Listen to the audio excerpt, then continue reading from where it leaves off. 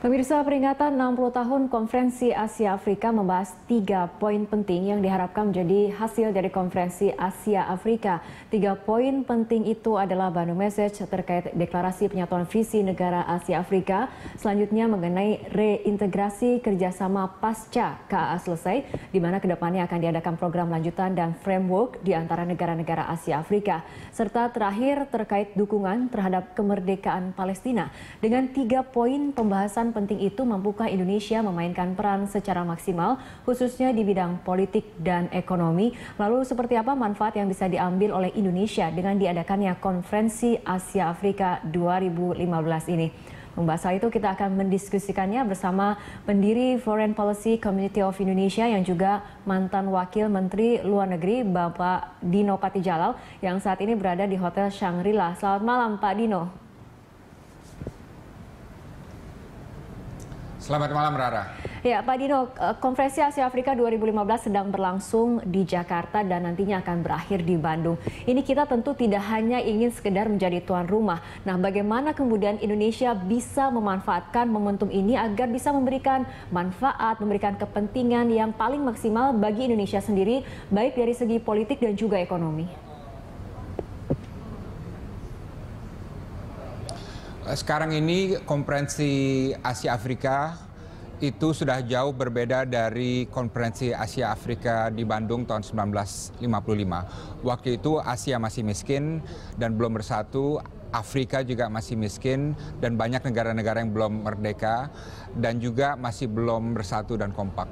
Sekarang ini sudah jauh berbeda. Sekarang orang berbicara mengenai abad Asia di Asia dan orang Afrika pun bicara mengenai abad Afrika di abad ke-21 ini. Jadi kini telah terjadi perubahan potensi ekonomi, peluang ekonomi dan juga perubahan geopolitik yang luar biasa.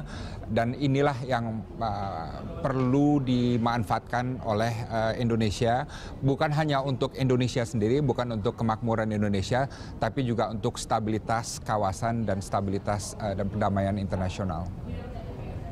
Pak Dino, tapi kita berbicara mengenai dari segi Indonesia sendiri, apakah kemudian seharusnya KA ini bisa menjadi ajang bagi Indonesia untuk menjadikan ini posisi tawar politik dan ekonomi Indonesia menjadi lebih baik di mata dunia internasional, terutama mungkin di kawasan Asia dan juga Afrika? Kalau menurut saya ini kita jangan terlalu melihatnya dari segi Indonesia. Asia Afrika adalah mengenai Asia Afrika. Kita harus berupaya menjadi salah satu pelopor agar Asia dan Afrika di abad ke-21 dapat merubah tatanan dunia baru di abad ke-21. Dan potensi ini jauh lebih besar sekarang ketimbang di tahun 1955 dulu.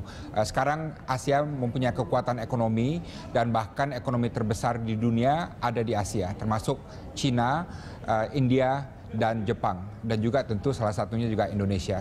Afrika pun sekarang telah menjadi suatu benua di mana paling banyak negara-negara yang pertumbuhannya tertinggi di dunia. Kalau nggak salah sekitar 5 atau 6 dari 10 negara pertumbuhan tertinggi di dunia ada di Afrika. Jadi kekuatan ekonomi ini seharusnya membuat Asia dan Afrika lebih relevan untuk merubah tatanan dunia agar lebih adil dan makmur bagi semuanya. Menurut saya kita jangan terlalu banyak ini terlalu Indonesia sentrik nih ya.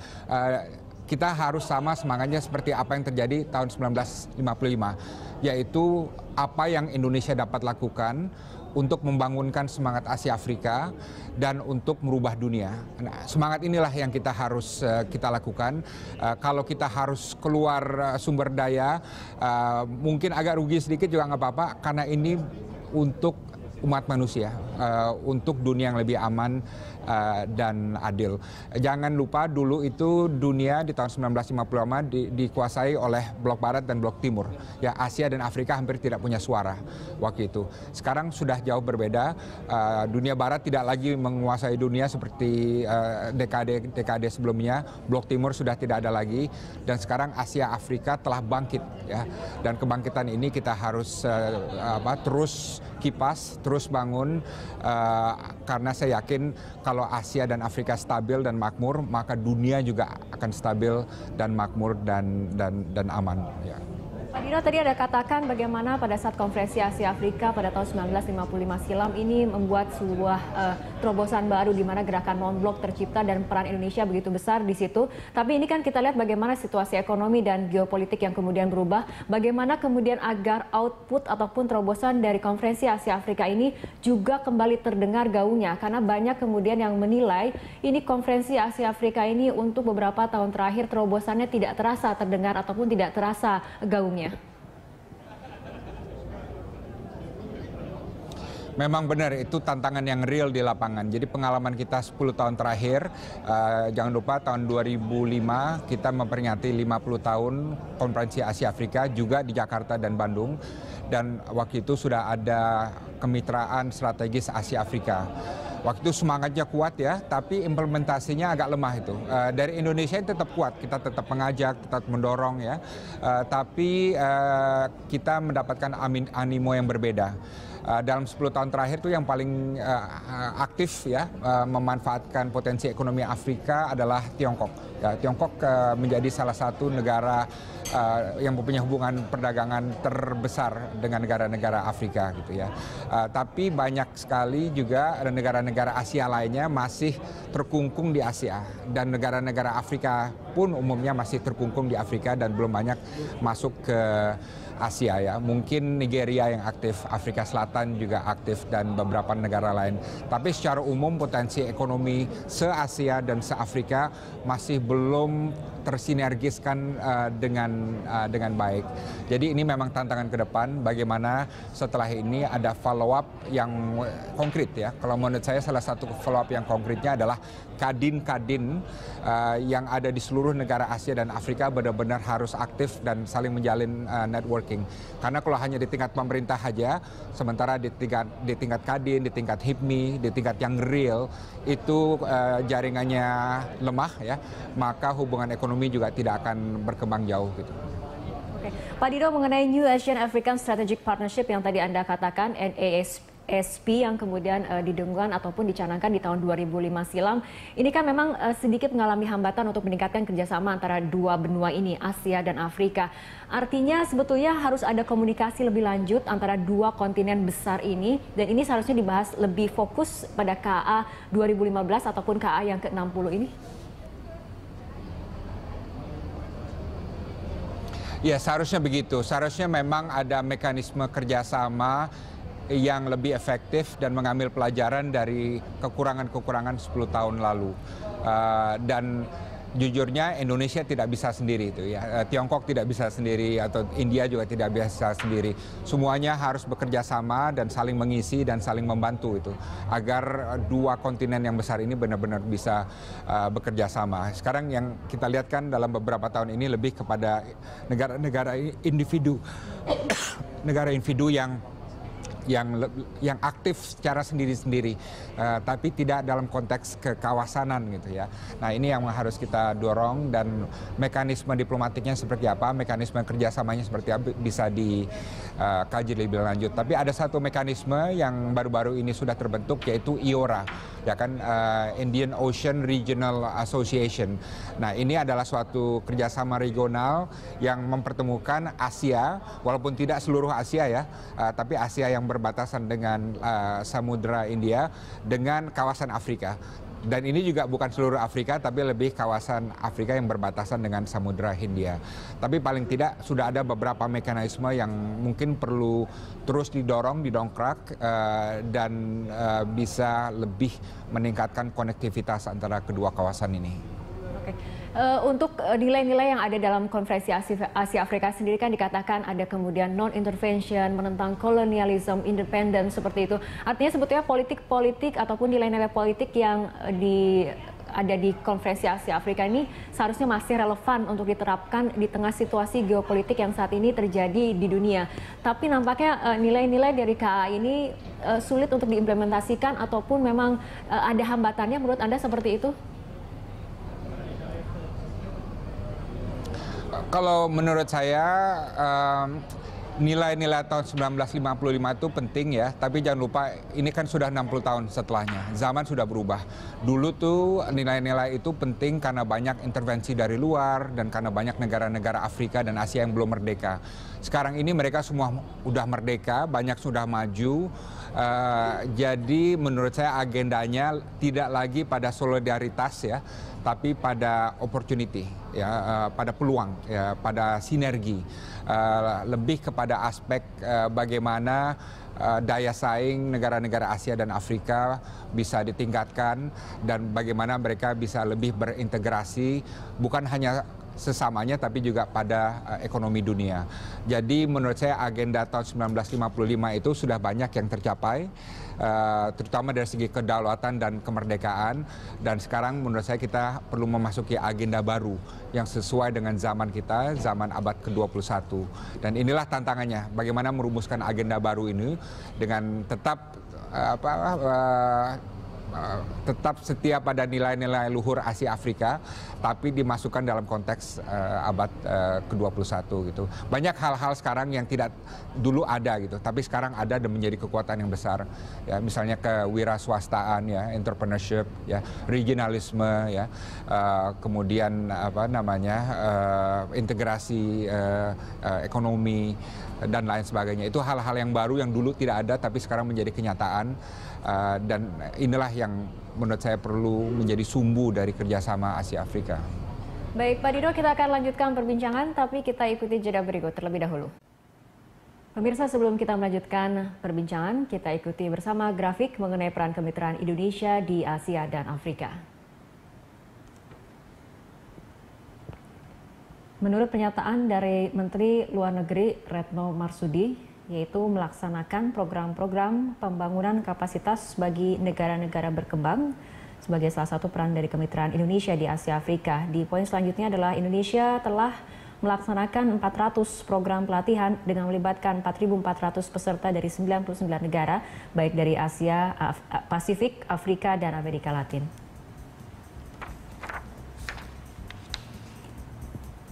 Masih dari pernyataan Menteri Luar Negeri, kerjasama negara-negara selatan menjadi alat untuk tumbuh berkembang bersama. Kami ingin mempersempit perbedaan terkait pembangunan antar negara di selatan.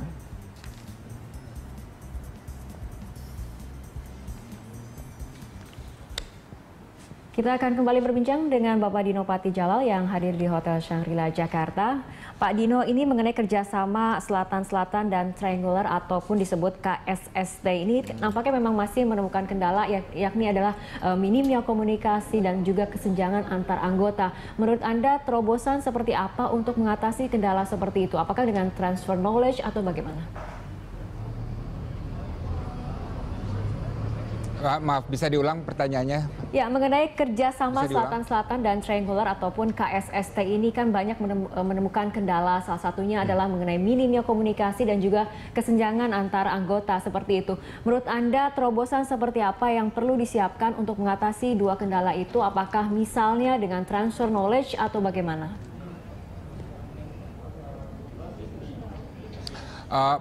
Program yang sudah dijalankan sebenarnya sudah baik ya. Cuma sebanyak apapun program-program ini dijalankan, sebetulnya yang paling bisa menolong nasib bangsa di Asia dan Afrika itu adalah kebijakan governance mereka sendiri.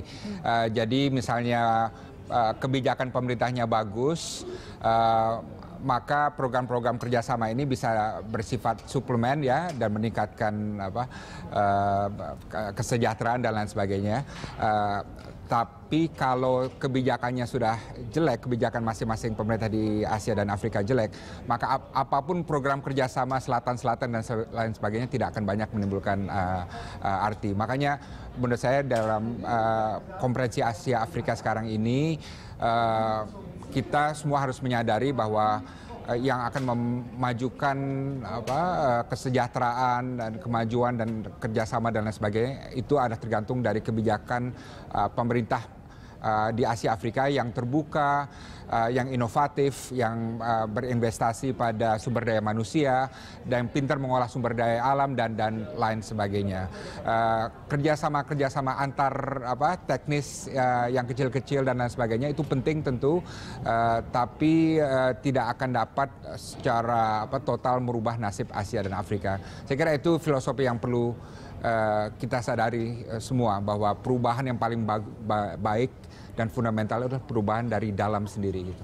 Oke, perubahan dari dalam itu yang kemudian yang paling penting dilakukan. Pak Dino, tapi jika kita kemudian kembali ke 1955 di mana Asia Afrika ini bisa bersatu seperti itu, berjalan bersamaan untuk membentuk tadi dikatakan misalnya terobosan gerakan non-blok. Menurut Anda kemudian apa yang membuat situasinya menjadi berbeda sehingga kemudian ini negara-negara di kawasan Asia Afrika ini nampaknya sedikit berjalan sendiri-sendiri seperti itu sehingga tidak ada integrasi antara dua kawasan ini?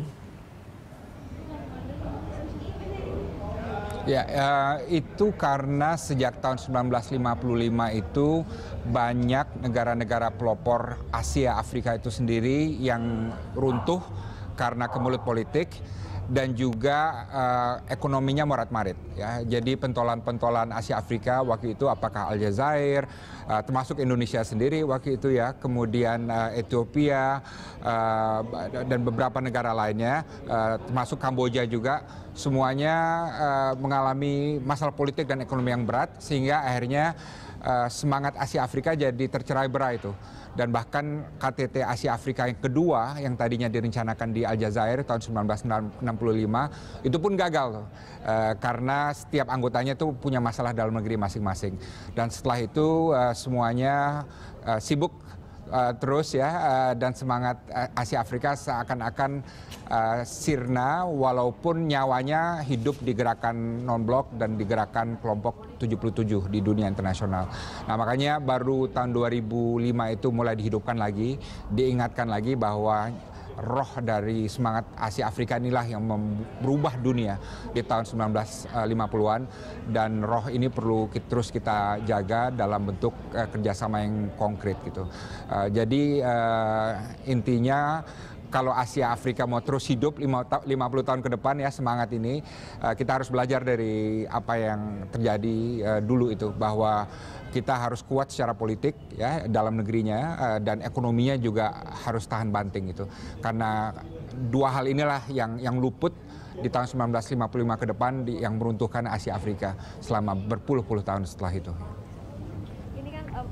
Sekarang konferensi Asia Afrika untuk tahun ini adalah yang ke-60 seperti itu Pak. Banyak kemudian pandangan yang nampaknya pesimistis bahwa konferensi Asia Afrika kali ini akan memberikan output yang kemudian signifikan, membawa perubahan setidaknya untuk global seperti itu ataupun untuk khususnya untuk kawasan Asia Afrika. Apakah Anda memiliki pandangan seperti itu juga Pak, atau Anda mungkin lebih optimistis bahwa KA yang ke-60 untuk kali ini akan jauh lebih berbeda seperti itu? Kalau menurut saya, yang jelas saya optimistik bahwa Asia akan terus maju dan makmur, melaju dan makmur, dan saya juga optimistik dan yakin Afrika pun akan semakin maju dan makmur. Dalam arti apa? Negara-negara yang dulu miskin dan terbelakang akan maju terus dan menjadi negara-negara middle income countries. Sekarang ini umumnya negara-negara middle income countries di dunia datangnya dari Asia dan Afrika. Sekarang ini baru ada segelintir apa yang dinamakan emerging economies, termasuk Indonesia. Saya yakin 10-20 tahun ke depan akan semakin banyak emerging economies dari Afrika dan juga dari Asia. Jadi itu saya sama sekali tidak ada keraguan. Yang penting apa? Bagaimana peran mekanisme Asia Afrika yang sekarang ada ini, yang sedang dirundingkan dan dirapatkan di JCC Senayan di Jakarta, itu dapat membantu proses itu. Menurut saya belajar dari 10 tahun terakhir, jangan terlalu ambisius ya, jangan terlalu muluk-muluk cita-cita atau ambisi yang akan ditargetkan, cukup tetapkan target-target yang praktis, nggak usah terlalu banyak, terlalu ambisius, tapi yang bisa tercapai dengan sumber-sumber yang ada dalam waktu 5-10 tahun ke depan. Itu lebih realistis dan lebih tercapai, dan saya yakin kalau itu dilakukan, Asia Afrika dari segi mekanisme diplomasi yang ada sekarang ini bisa terus mendorong pertumbuhan yang tadi saya katakan itu. Asia akan lebih maju terus dan Afrika juga akan lebih maju terus bangsa-bangsanya. Oke, ini mungkin untuk pertanyaan terakhir kita melihat perbedaan saja Pak mengenai pelaksanaan untuk Konferensi Asia Afrika yang ke-60 ataupun Anda melihat Konferensi Asia Afrika pada saat di tahun 2005 yaitu Konferensi Asia Afrika yang ke-50 atau mungkin bisa Anda review dari tahun 1955, tapi Anda melihat apa sih perbedaan signifikan dari pelaksanaan Konferensi Asia Afrika setiap tahunnya ataupun setiap pelaksanaan digelar? Mungkin dibandingkan dari yang 1955 sampai yang sekarang maupun yang 10 tahun terakhir ya. Kalau 1955 itu suasananya benar-benar kalang kabut ya. Dalam arti kita melakukan suatu hal yang luar biasa pada saat tidak ada fax, tidak ada internet, tidak ada mobile phone, tidak ada fasilitas yang memadai. Dulu tuh Pak Ruslan Abdul Ghani cerita bahwa sewaktu ada konferensi di Asia Afrika di Bandung itu atapnya bocor lah dan lain sebagainya. Jadi masalah fisik itu sangat minim ya, tapi kita semangatnya kuat. Modalnya tuh modal dengkul dan modal semangat dan idealisme gitu. Nah, dan itulah yang membuat Konferensi Asia Afrika di Bandung sukses. Sekarang ini jauh lebih berbeda nih. Fasilitas sudah bagus ya, dan ekonominya juga banyak yang sudah maju. Dunia internasional strukturnya sudah lebih mapan, dan posisi Asia dan Afrika juga lebih mapan. Dan rasa percaya diri itu sekarang jauh lebih tinggi sekarang maupun dibanding dengan tahun 1955 dulu.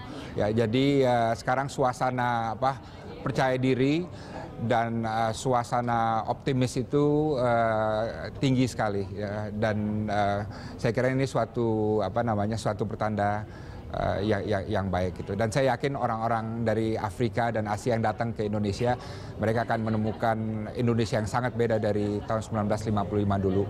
Kita benar-benar suatu negara yang secara ekonomi mempunyai bobot baik di Asia Tenggara maupun di dunia berkembang, dan mudah-mudahan kita mensyukuri hal itu dan tidak menganggap remeh hal itu, karena hal ini juga cukup langka di negara-negara lainnya.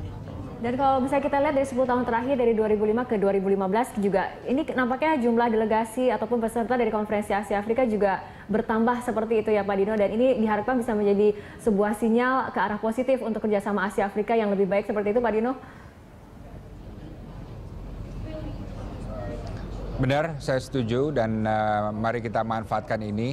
Dan sekali lagi, Konferensi Asia Afrika ini bukan mengenai Indonesia ya. Jangan kita Indonesia sentrik ini ya. Ini adalah mengenai sesuatu yang jauh lebih besar dimensi sejarahnya, yaitu mengenai kebangkitan Asia dan Afrika, mengenai solidaritas Asia dan Afrika, dan bagaimana kebangkitan ini bisa membuat dunia lebih aman, lebih damai dan lebih makmur bagi seluruh umat manusia. Jadi itu menurut saya dimensi historisnya yang jangan pernah kita lupakan. Mungkin konferensi lain bisa, wah ini mengenai kita, ini mengenai kita. Enggak, kali ini lebih mengenai suatu yang lebih besar, suatu idealisme yang benar-benar merubah dunia di awal tahun 1950-an dan terus menyalakan api reformasi struktur internasional sehingga mengakibatkan dunia yang seperti sekarang kita nikmati ini. Ya, kita harapkan Konferensi Asia Afrika yang ke-60 di tahun 2015 ini kemudian akan memberikan terobosan baru, akan memberikan dampak yang signifikan terutama untuk politik dan juga ekonomi di kawasan Asia Afrika khususnya dan juga dunia internasional pada umumnya. Terima kasih Bapak Dino Patijala telah berbincang bersama kami dalam Prime Time Talk. Selamat malam. Ya, perbincangan mengenai menarik manfaat dari Konferensi Asia Afrika ke-60 kembali kami lanjutkan, dan di studio Berita 1 kali ini telah hadir Bapak Haryadi Sukamdhani, Ketua Umum APindo. Selamat malam Pak Haryadi. Selamat malam Mbak Rara. Ya, Pak Haryadi, tadi mungkin dengan Pak Dino lebih ke segi politiknya seperti apa dampak dari Konferensi Asia Afrika. Ini dari segi ekonomi sendiri, banyak kemudian yang berharap dari kesepakatan yang terjadi di Konferensi Asia Afrika ini akan memberikan dampak terutama untuk ekonomi di kawasan Asia dan Afrika. Menurut Anda seberapa signifikan dampak itu? Sangat mempunyai dampak besar ya ke depannya, dan saya melihat bahwa spiritnya kan memang tetap spirit perdamaian ya dari tahun 55 tetap, hanya dulu kan tahun 55 lebih ke arahnya kan lebih kepada diplomasi, lebih kepada kedaulatan dan sebagainya. Kalau sekarang ini ekonomi sangat-sangat memegang peranan besar, dan sekarang ini justru banyak juga mulai banyak pemain-pemain kita, pengusaha kita, misalnya salah satunya di perkebunan sawit, yang mereka juga sudah memulai membuka perkebunan di sana. Salah satunya yang setahu saya adalah misalnya di Uganda. Jadi ini juga mempunyai dampak yang positif, di samping juga kita juga mulai banyak mengekspor makanan minuman, lalu juga industri produk manufaktur kita ke Afrika juga banyak, dan tentunya Asia sendiri ya, kita di samping masalah Afrika juga di internal kita sendiri di Asia, benua Asia ini juga peningkatan investasi dan perdagangan juga cukup luar biasa, dan sekarang memang orang bilang kan ini adalah eranya Asia, dan memang Afrika juga mudah-mudahan setelah permasalahan perang saudara dan sebagainya mereka selesai, mereka juga akan menjadi sesuatu kekuatan yang besar juga. Artinya memang ini era Asia, dan tadi dikatakan ini hambatan yang di benua Afrika, tadi dikatakan konflik di dalam negaranya memang sendiri. Afrika memang lebih banyak masalah stabilitas politik di sana ya, tapi kalau saya melihat contohnya ya seperti Afrika Selatan dan juga sekarang Nigeria ya juga mulai bangkit, saya pikir juga ini akan menjadi sesuatu kekuatan besar. Dan karena potensinya juga luar biasa. Potensinya luar biasa, dan menurut saya kerjasama Asia dengan Afrika, dengan kita bekerja sama secara ekonomi, dan nanti mudah-mudahan juga akan membawa dampak yang positif bagi kemakmuran rakyat Afrika, ini juga akan mempunyai peran yang sangat besar untuk mendorong pertumbuhan ekonomi mereka. Oke, dari segi ekonomi ini kira-kira sektor apa sih Pak kemudian yang bisa difokuskan untuk dibahas dan kemudian di follow up program-program lanjutannya? Di Afrika itu banyak hal yang justru menurut pandangan kami ya, yang basic yang bisa dilakukan, mulai dari tentunya adalah infrastruktur, sama di kita, tapi di sana infrastrukturnya memang tentunya lebih banyak masalah. Lalu juga kebutuhan pokok daripada masyarakatnya itu sangat besar sekali peluang yang bisa kita raih. Dan juga perlu juga kita lihat bahwa Afrika ini kan sebelumnya negara-negara barat itu agak enggan menolong ya. Justru yang masuk banyak di sana adalah dari RRT. RRT mempunyai investasi besar di sana, dan ini juga model untuk kita sebagai solidaritas sesama Asia ya, untuk juga mendorong pertumbuhan di sana. Dan menurut saya untuk kebutuhan daripada masyarakat di Afrika sendiri dan juga regional di sekitar Afrika sampai dengan Timur Tengah itu mempunyai potensi yang sangat besar di sana. Oke, Pak Haryadi, sebelum kita melanjutkan perbincangan, kita memiliki grafik berikut ini, kita simak bersama. Mengenai fakta perdagangan Indonesia di Asia Afrika, yang pertama adalah mengenai pangsa ekspor Indonesia lebih dari 70% ke Asia dan hanya sekitar 3,5% menyasar wilayah Afrika. Pangsa impor Indonesia 76% berasal dari Asia dan hanya 3% dari Afrika. Ada dua negara yang belum menjalin perdagangan dengan Indonesia, yaitu Kongo dan juga Sao Tome.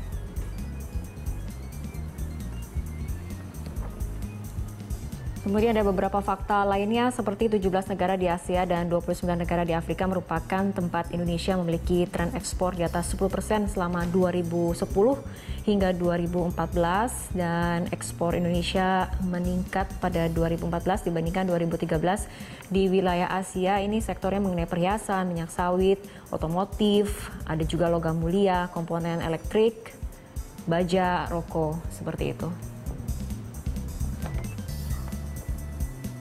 Berikutnya, Indonesia menempati urutan ke-13 dari negara Asia Afrika yang memiliki kontribusi terbesar terhadap perdagangan dengan dunia, serta urutan ke-12 sebagai kontributor terbesar terhadap perdagangan intranegara Asia Afrika. Neraca perdagangan Indonesia mengalami surplus dengan 34 negara dan defisit dengan 71 negara di wilayah Asia Afrika. Volume perdagangan ekspor dan impor Indonesia dengan negara Asia dan Afrika hanya mencapai 11 miliar US dollar per tahun. Mungkin kita lihat tadi di poin pertama di mana pangsa ekspor Indonesia memang masih menguasai Asia seperti itu karena 70% pangsa pasarnya ada di Asia dan ini hanya sekitar 3,5% menyasar wilayah Afrika. Tapi melihat dari situasi ekonomi, adanya perlambatan ekonomi global seperti itu, nampaknya diversifikasi pasar sudah mulai terjadi dan masuk ke Afrika seperti itu ya Pak? Memang sudah berjalan Mbak ya. Memang apa yang kita harapkan karena ini memang dengan Afrika ini tantangannya banyak ya, mulai dari fasilitas perbankannya juga menjadi masalah, nggak semuanya juga antara bank kita di Indonesia dengan bank di sana mempunyai koresponden bank yang juga cukup aktif. Ini juga jadi kendala. Lalu juga memang tentunya dari jarak ya, jarak ini juga menjadi masalah yang cukup jauh. Tapi tadi saya lihat bahwa potensi kita untuk masuk pasar mereka masih sangat besar sekali dan sekarang tinggal bagaimana Indonesia memainkan peran ini secara intensif ke sana. Memang tentunya Indonesia soalnya kita juga kapasitas output produksi kita juga terbatas Mbak, dan istilahnya jualan di sekitar regional Asia udah repot bener, ngapain mesti jauh-jauh ke sana. Tapi ini memang tetap bagaimanapun ke depan harus dilakukan upaya ke sana gitu. Oke. Tapi ini kembali ke regional Asia seperti itu. Ini kan memang kerjasamanya sudah lebih cukup intensif seperti itu ya Pak dibandingkan dengan Afrika. Ini kira-kira konferensi Asia Afrika relevansinya nanti untuk lebih meningkatkan lagi kerjasama terutama mungkin untuk kawasan regional Asia seperti itu bagaimana? Iya pasti. Kalau yang regional Asia udah pasti itu secara alamiah karena letaknya juga kita lebih dekat, tentu kita jalan. Hanya memang tantangannya adalah dengan Afrika ini yang menurut saya harus ada upaya-upaya secara intens untuk juga membuka peluang-peluang yang ada di sana. Dan memang kebetulan ya tentunya selalu kalau dari pengusaha Indonesia kan berpikirnya aduh kalau kita ke sana nomor satu jauh, kedua juga menyangkut daripada harga dan sebagainya yang mungkin dipandang kita lebih kompetitif bermain di regional Asia ketimbang sana. Tapi tadi kembali saya bilang bahwa ternyata beberapa pemain pengusaha di bidang misalnya di kelapa sawit itu sudah mulai masuk ke sana dan menurut saya itu adalah langkah yang sangat bagus ya untuk membuka kedepannya itu kan memang kalau kita bicara kelapa sawit kan turunannya juga banyak ya, tidak hanya masalah minyak goreng tapi juga sampai turunan sampai dengan kosmetik itu sudah dilakukan. Oke, gitu. Ini untuk kawasan regional Asia kan sudah lebih established seperti itu ya dibandingkan kawasan Afrika. Tapi kan tujuannya dari konferensi Asia Afrika kan bagaimana adanya kesetaraan kesejahteraan. Menurut Anda dari segi integrasi ekonomi Asia Afrika ini seharusnya apa yang perlu dilakukan?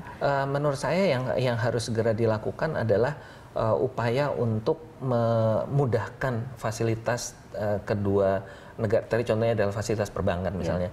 Dan tentunya juga yang tidak kalah pentingnya adalah upaya untuk mempromosikan kedua negara ini secara intensif, dan ini kelihatannya kedua negara kedua belah pihak ini regional ini harus harus mempunyai jadwal yang terprogram. Sekarang ini terus terang sih kadang-kadang ada, kadang-kadang nggak ada gitu. Jadi memang ada ketidakkonsistensian juga di dalam kita membuat suatu program untuk saya bilang nggak bilateral ya, tapi antara kedua benua ini yang sebagai follow up-nya konferensi Asia Afrika ya dalam bidang perdagangan ini yang menurut saya memang masih harus diintensifkan lagi gitu. Harus ada konsistensi seperti itu ya. Jadi turunan daripada konferensi Asia Afrika ini memang harusnya ada suatu program bersama yang kita sepakati dalam kaitannya adalah menjembatani kedua benua ini, tidak hanya antar negara dengan negara,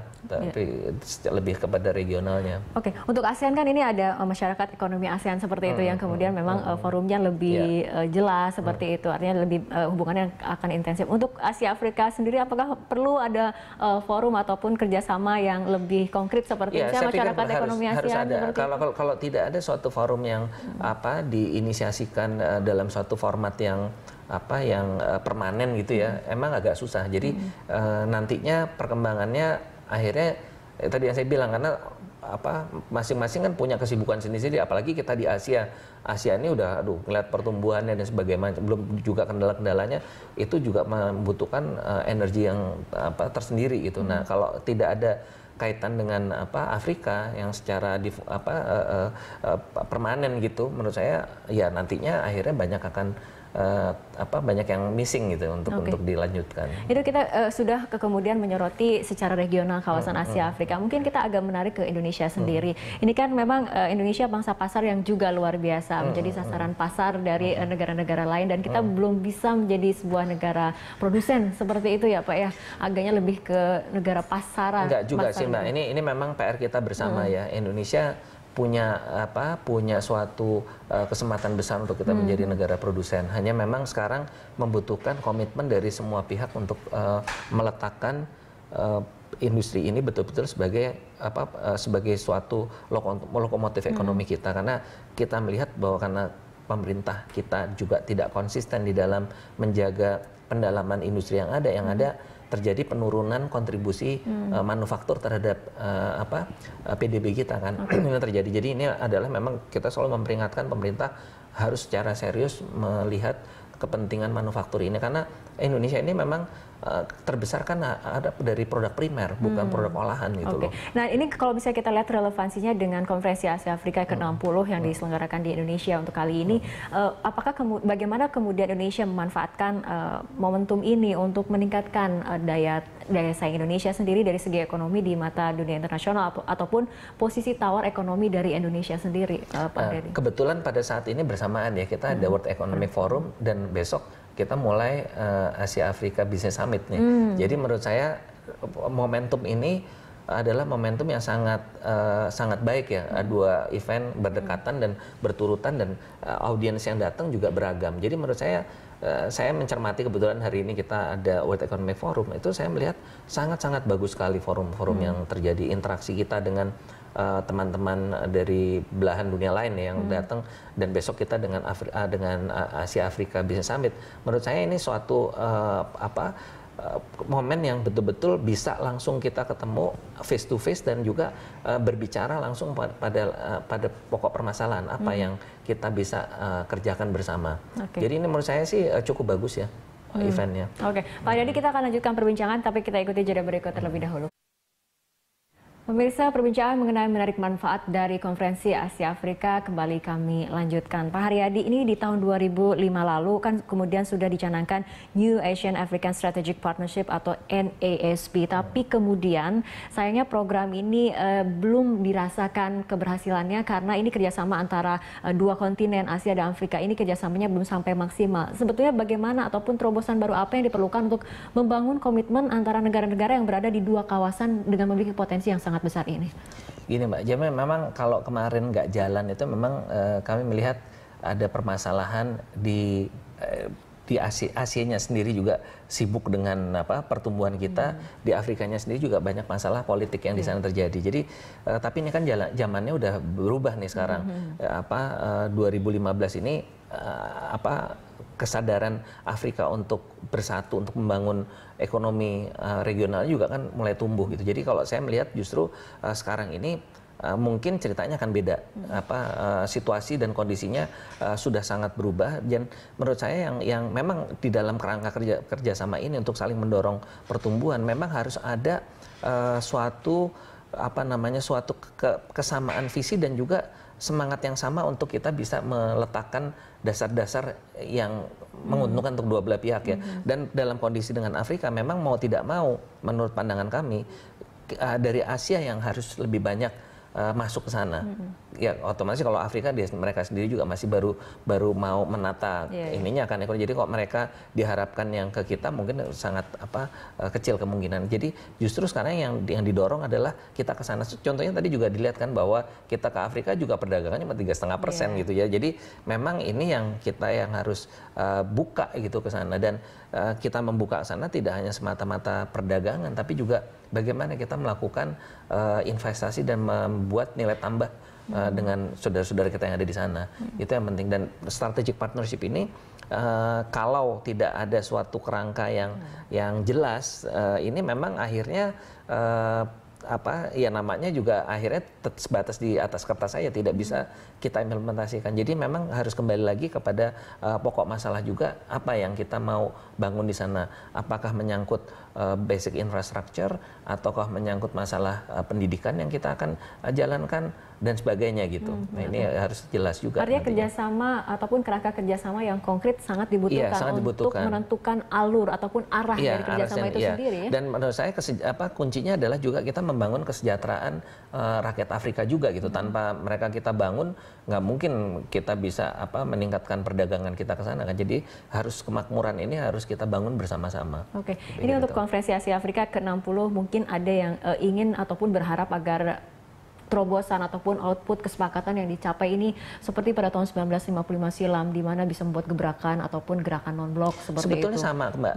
Kalau tahun 55 itu kan fokusnya yang jadi musuh bersama kan adalah persamaan hak derajat, ya kan, kemerdekaan seperti itu. Kalau sekarang musuhnya sama, yaitu kemiskinan kan gitu.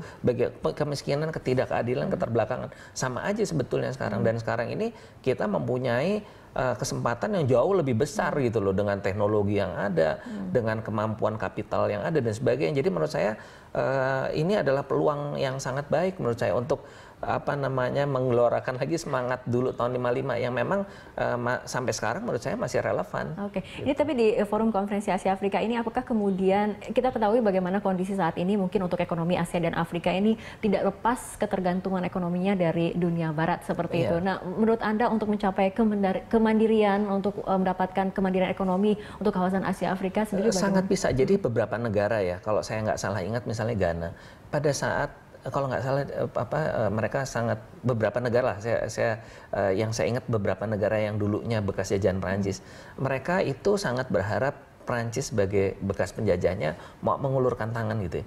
Nyatanya kan enggak, justru yang datang justru dari RRT gitu, dan mereka yang betul-betul secara konsisten membangun, ini nggak ada kaitannya sejarah ya, tapi karena persamaan visi dan juga RRT melihat peluang di Afrika, nyatanya mereka bisa jalan. Dan itu kalau boleh saya bilang itu kan juga suatu bukti nyata bahwa kita bisa melepaskan diri dari bayang-bayang Barat yang mungkin sekarang kalau kita bicara Barat sendiri juga lagi repot ngurusin nasibnya sendiri kan gitu. Oke, tapi kita mungkin mengharapkan bagaimana Konferensi Asia Afrika ini tidak hanya kemudian pertemuan biasa, tapi memang menghasilkan kesepakatan yang ada langkah konkret ke depannya seperti itu ya Pak ya, terutama untuk kerjasama ekonomi. Baik. Dan kita mempunyai suatu peluang yang sangat besar untuk memajukan ekonomi di kedua benua ini. Baik. Terima kasih Pak Haryadi telah berbincang bersama kami dalam Prime Time Talk. Selamat malam Pak.